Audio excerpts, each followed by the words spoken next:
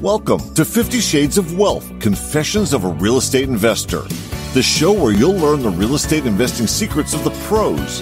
Your host, Sarah Jung, pulls back the curtain and shows you how to build wealth with real estate investing.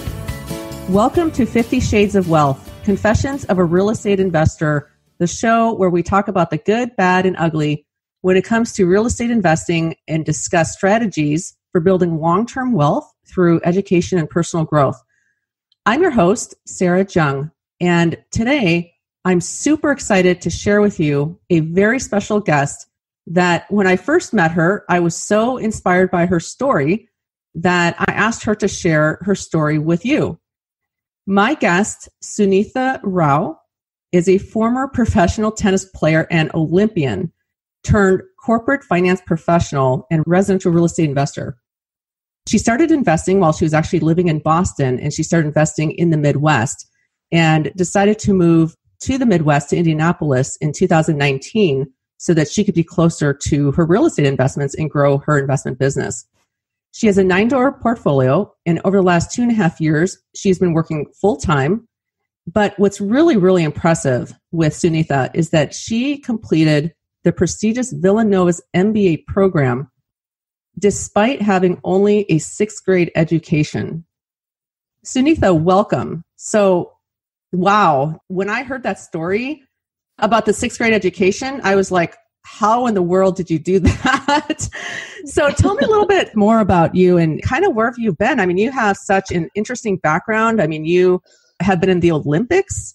You're an investor. You put yourself through the MBA program. So tell me, how did you accomplish all of this? By being very driven and not sleeping very much, I think is the answer in a nutshell. Yeah, it is definitely kind of a wild story. It's all been kind of like goal driven. So like dropping out of school before you even finish middle school is definitely not the ideal for anyone. But at that point in time, I kind of needed to do it in order to train full time. My entire life was the sport of tennis at that point. And I was just trying to be the best in the world. And in order to do that, you got to train all day, even when you're 12 years old. So schooling didn't really have, much, there wasn't any real room to be educated. So that was kind of how that happened. And then I turned pro, like officially turned pro 2 or 3 years later when I was about 14, 15. And then that was my entire life for the next 8 years. So I couldn't go back to school. I didn't have anything else, and when I retired, I decided, it was really time to kind of crush some new goals, So then like you asked about like the MBA program, like I went back to my community college, took some remedial classes to catch up on what I missed in high school, did my best to get through those, got through some of like my undergrad classes, eventually got a full academic ride to a private business school up in Boston, which really, really set me up well for everything that I've taken on so far. And so when did you actually start training in tennis? Because if you go to the Olympics, I mean, I would imagine you have to start pretty young. Yeah. And especially as a female, because girls mature so much earlier and can compete with full grown women at a younger age, right? So like I actually started playing when I was 4, and it was already kind of like the path that had been determined for me by my father. My dad really wanted an athlete, especially a tennis player. So like some of my early memories involve like going on runs with him when I was 4 years old, So I was born and bred to like train and be an athlete and just hustle. So you've just known tennis your whole life. So you basically, that's all you knew growing up. And did you have any thoughts? So when you were younger, when you were that little doing tennis, I mean, did you have any thoughts of not that you didn't want to do tennis, or you just kind of... That wasn't an option. So I guess maybe I was like a smart kid and I didn't let myself like think about other things. That's the credit I like to give myself. But yeah, I didn't know any other world other than eating, sleeping, and my entire life revolving around training. But I loved it. I love the act of hitting the ball. I love the act of like getting it past another person. I loved being like, even from the time I was young, just being so single-mindedly focused on one thing that like the entire world falls away. So for me, for quite a while, it was really lovely, but there's definitely like hardships that come with that. So sure. So you went to the Olympics, then you had gone up to 6th grade, and then you went back to school. Mm-hmm. What made you interested in real estate investing? Kind of at what point did you decide that real estate was something that you wanted to pursue? Yeah, so real estate didn't come into the picture until several years later. So like one of the hardships of being a professional tennis player was a variable paycheck. You know, I had to earn each dollar I made by beating someone else and traveling all over the world. And that whole lifestyle was really expensive. So when I left tennis, I just wanted like that stable paycheck. You know, I didn't think about anything else other than how to find a way where I could make the most money I could and know how much I was getting every week. I didn't want that uncertainty anymore. And so went to college, got good grades, got a good job, and then realized that it's not exactly the same kind of meritocracy that tennis is more of, you know? So when I kind of had that realization, real estate came into the picture because I started studying like how I can influence my future better, you know, how I can take control of my finances. And there was so much more opportunity with real estate. Like a scalable business model could be built where I could work really hard at the beginning and then have like basically be paid in perpetuity for the rest of my life, you know? And I really liked that because I had worked for so long. I had trained since I was a child, you know, and there's a part of me that kind of wants to relax a little bit one day, maybe. We all do, don't we? Right. So that was why I was drawn to real estate. That's fantastic. And then you made the decision to actually move to Indianapolis so that you could actually manage your portfolio there and start working your contacts and doing more networking there in the area. Yeah, if there's one thing I've learned throughout these years, it's go big or go home. That's actually a great saying. I love that. Yeah, I mean, it's important, you know? So being in Boston, like I did start my portfolio there, and it was, I was able to find good investments, but it just wasn't growing at the speed that I wanted it to grow at. And I felt like I was missing some competitive advantages by not being local. And the move didn't have to be forever. However, I do love Indianapolis now, surprisingly. It's an amazing place. So maybe my move is more permanent now. But at that time, I was just like, let me get to a place where I can accelerate this and kind of influence my future more quickly, do the work now, and then I can go off and relax maybe a little sooner than if I continued on with the grind in Boston and trying to invest out of state and all that. Right. Yeah, I can see. I mean, out of state definitely has its challenges.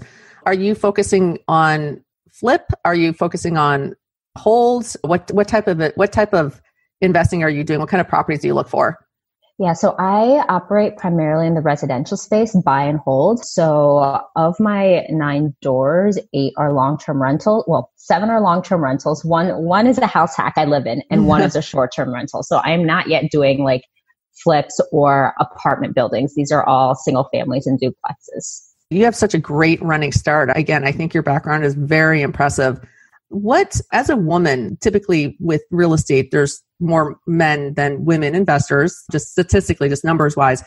As a female investor, do you find any specific challenges, you know, in that space, or do you find that, you know, there's any difference as far as being a female investor? Talk to me a little bit about that.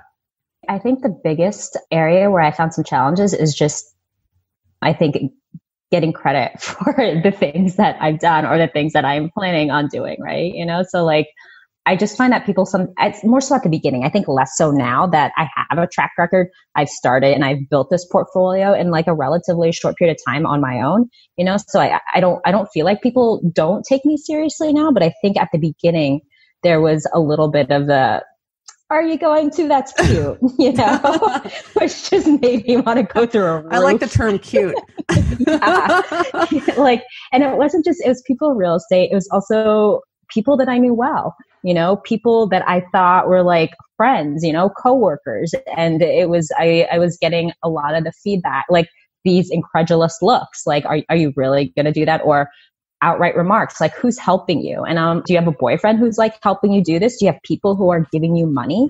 You know, how are you doing this? You know, and when they say people, they were like referring to like family members, et cetera. So like, until I was able to actually make progress and show that I was a force to be reckoned with, it was a little bit tough to feel like no one really believed in me, you know, or no one would give me that credit when there would be other people who would be men would just be granted that more easily, you know? And I found that to be really frustrating. I found that initial part to be really frustrating, but that can be overcome by surrounding yourself with the right people, which I have since been able to do, you know, like networking and finding people who think like you and who are like actual friends as well as fellow investors. So I don't feel like I deal with it as much these days.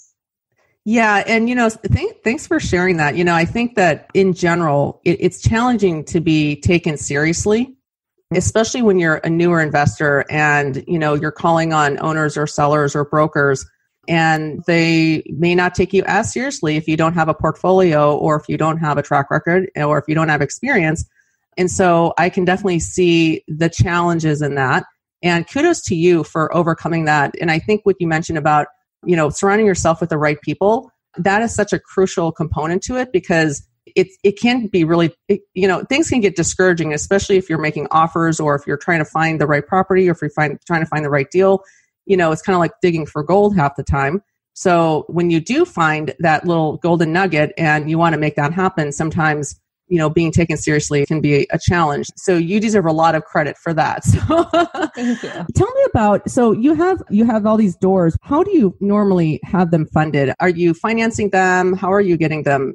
Use a bunch of different tactics. Okay. So like when I first started, I just had my savings from my W-2, you know, and I was doing this at a distance. So I wasn't comfortable and I didn't have enough cash, frankly, to buy anything in cash. So like my first purchase was conventionally financed. I put like the 20 to 25% down, whatever it was, funded the rehab, funded the closing costs. And then I was like, okay, I don't have too much money left. Now what? You know, since then I've done I did one more conventionally financed where I had to put down that large sum and then pay cash for everything else. Since then I've done some seller financing. I also house hack since I've moved here. So like I buy a single family on like owner occupant financing or FHA, because that's a lot less money down. I just bought a duplex for 3% down. Nice. Yeah. Congratulations. Awesome. Thank you. And then like I'll get one side filled or get roommates, you know, to help offset some of those costs. Also, another strategy I've used is using lines of credit. So like I make sure that everything that I buy has room for appreciation, you know, and then after I do the and immediate appreciation, you know, this isn't like in 5 years, it'll be moved from here to there because it's a good neighborhood. That will also happen, but I make sure that it's like under market. So with that equity, that little like equity that I had in place, that was the buffer between what the bank had and what the property was actually worth. After I had like 5 doors or so, I think it was 5 doors, I refinanced all of that into a commercial loan and got a line of credit against my business that was tied to that equity. And now I use that equity to like rehab and to fund purchases. Oh, very creative. Yeah, because otherwise just trying to do all this on a single W-2 can be pretty slow, sure. You know? So I do that. And now I've also started to take on a few investors that are like-minded and I can trust and they trust me. So I'm kind of I'm pulling at every string that is possible while not over leveraging myself and still growing somewhat slowly, because a lot of people do grow much, much more quickly than I have. Well, and you have to go at the pace that you're comfortable with, you know, because I think if you go in too fast, that can pose a lot of risk. And, you know, I think just going at the speed that you need to, that works for you, is what's important. We can talk about challenges, but since you've been investing, has there been a specific challenge that you've run into in terms of whether it be in the financing part of it or just in the deal finding part of it? Do you find that deal finding is harder than any other aspects, or kind of what aspect of investing do you think is the toughest? Getting out of my own way. I think there are challenges across the board. I think for me, it's more financing, because if I could, I would be growing more quickly, but it's good that I'm not, you know?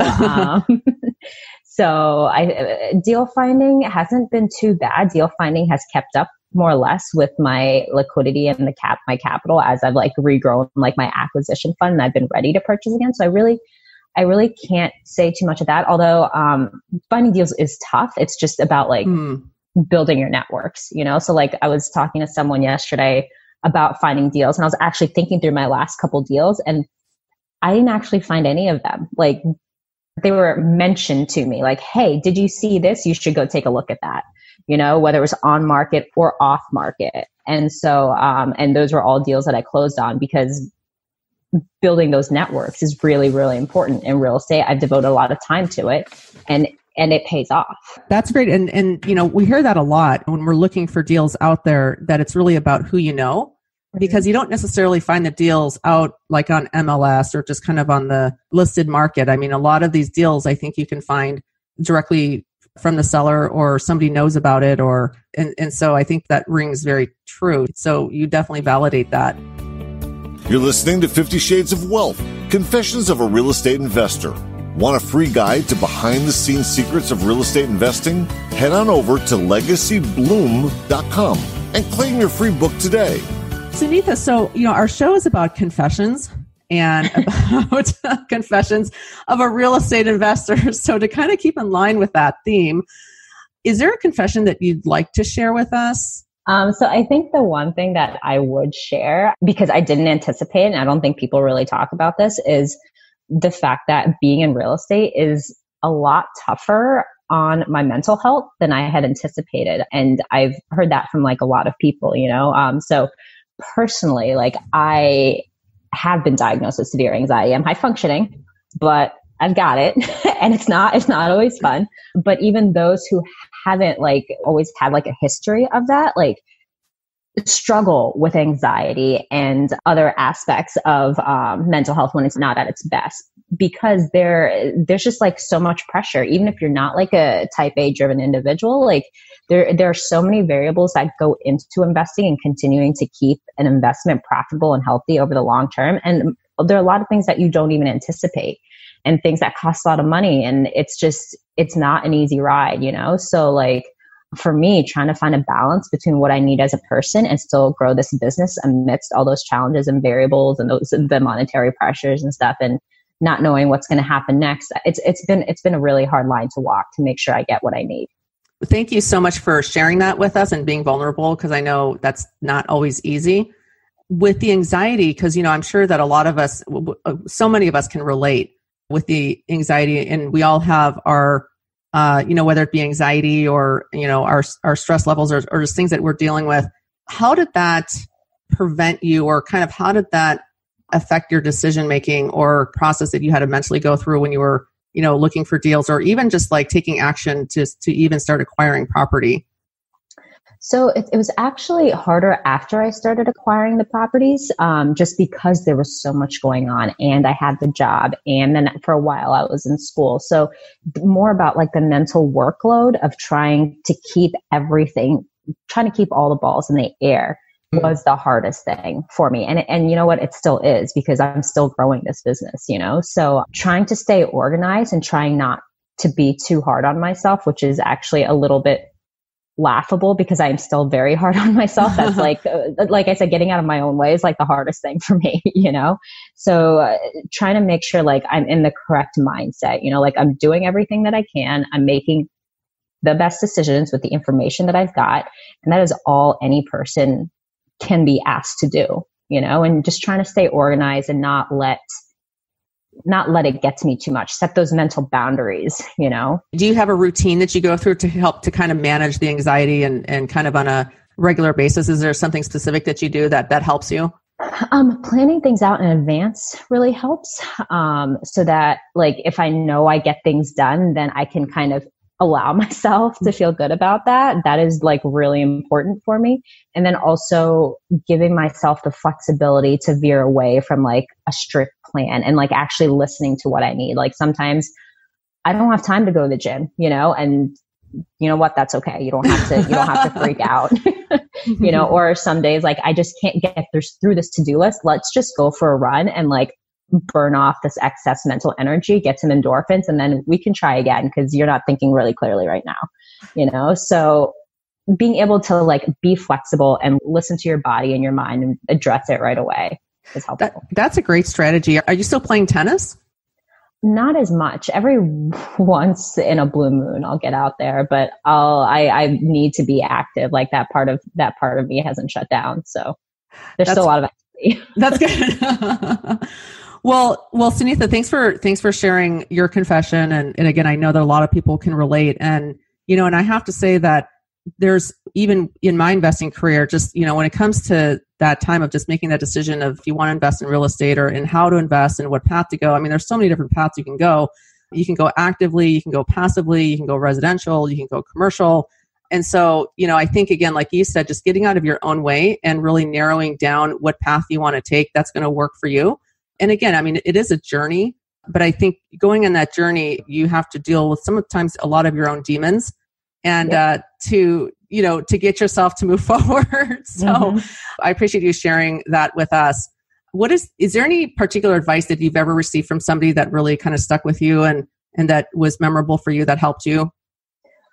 I think it was a little bit more like a comment, but I was talking to one of my old professors right before I finished undergrad. He was my favorite business professor. And I was asking him about like advice on entering the corporate world, like resume, feedback, that sort of thing. And he just looked at me over the top of paper. He's like, you realize that you don't have to be so binary. It doesn't have to be yes or no. There are shades of gray where you can figure things out, right? Like it doesn't have to be set in stone right now. And that was really helpful for me because I can be kind of rigid. And when I want to achieve something, it's just like, that is what's going to happen. And that's really helped me in real estate, because it's not about the yes or the no. It's like, how do I make this work? Sure. It's making the pieces like shift around so that you can creatively make something happen. And it never happens in like that predetermined path you had like kind of set out initially. Well, it's so funny you mentioned 50. You mentioned Shades of Gray, and our show is called 50 Shades of Wealth, right? So, yeah, that's true. So just to kind of comment all the on linkages, right. So just kind of comment on that. I mean, because it's so multidimensional. There's so many different ways to go about things. And so, I think if you're just thinking one-dimensionally or linearly, sometimes you can miss those opportunities or you can miss different ways of thinking about things. And there's so many aspects to real estate that's just not about just buying and selling and just kind of going through the physical motions. I think what you've been sharing validates that there's so many other aspects to it, which is your mental health state and your state of mind and maybe limiting beliefs you may have about yourself or things that you may be going through that's preventing you from taking the action. And I think what you had shared about anxiety, I think, again, it's very common. And I think we can all relate to that. So I really appreciate you being vulnerable here about that. So last few questions, then we'll kind of wrap it up here. Do you have a website or a way that people can reach you? I do. It's griffixpropertygroup.com. That is spelled GRIFFIX Property Group. Perfect. What's your email? Sunitha. Sunitha? Yeah. Okay. SUNITHA at griffixpropertygroup. Okay, perfect. So really quick, so is there a book that you're reading right now that you'd like to share? Or what's the last book that you read that you thought was interesting? Well, I'm actually like 30% of the way through Thinking Fast and Slow. And I find that really interesting. It's like the section I'm going through is talking about like what is like automatic decision making versus the decision making that like actually requires like thought and calculation, and how these thought processes work and influence each other. I think that's really interesting, especially since like I'm an investor and like that does influence the decisions we make when we invest, because not everything is, as much as we like to think that we are rational, we are not. We're not rational beings. Yeah, so like understanding like how those processes actually work and how I can be better by better understanding that is really fascinating. That's great. What would you suggest to new investors that might be listening? Any advice that you can give them? So I actually talk to new investors pretty frequently. I think the best way a new investor can set themselves apart, especially when like trying to find vendors and trying to network, is to do as much of the work as you possibly can. The people that I feel like struggle more are the ones that haven't truly figured out like their own risk exposure, what strategy that they are comfortable with, like which path they need to go. It's basically still like, how do I get out of my own way so that I can tell people what I need? If that investor is still in their own way and not able to like overcome their own hangups, it's kind of hard, because then the questions revolve around like, well, what should I do? You know, they're very vague, and it's really hard for other people to help you when you don't have that clear cut, what should I do versus how do I get this specific property because this is the strategy I'm looking for because I know this fits my risk exposure. So I think taking the time to figure out what works for them and then removing like their own kind of hangups from that so they can clearly state their needs and how they can add value is the best way to set yourself apart. I think that's such valuable advice. And I think there's so much of that we can all apply, whether you're a newer investor or even a seasoned investor. I really appreciate you being with us today, Sunitha. I just think that your story is just so impressive. And I was just super inspired by it. And I really hope that our listeners are also inspired by it and can, feel a little bit more motivated to go out there and get that first deal, or maybe just go on and get another deal if they already have multiple deals. So I really appreciate your time, and I wish you the best. And if I see you in the Olympics, I don't know, is there any plans that you'd ever consider going back? Never. I mean, not that I could. I'm old now for that arena, so there's no way. But thanks for having me. Absolutely. Been great. Okay. Well, thank you so much, Sunitha. It's been a pleasure. Thank you. All righty. Thank you for listening, everybody. Until next time, take care. Thanks for listening to 50 Shades of Wealth, Confessions of a Real Estate Investor with Sarah Jung. Make sure to visit us at legacybloom.com, where you can join our investor club and grab a free copy of Sarah's latest book. And if you like the show, don't forget to leave us a quick review. Be sure to tune in next time as Sarah pulls back the curtain once again and shares more Confessions of a Real Estate Investor.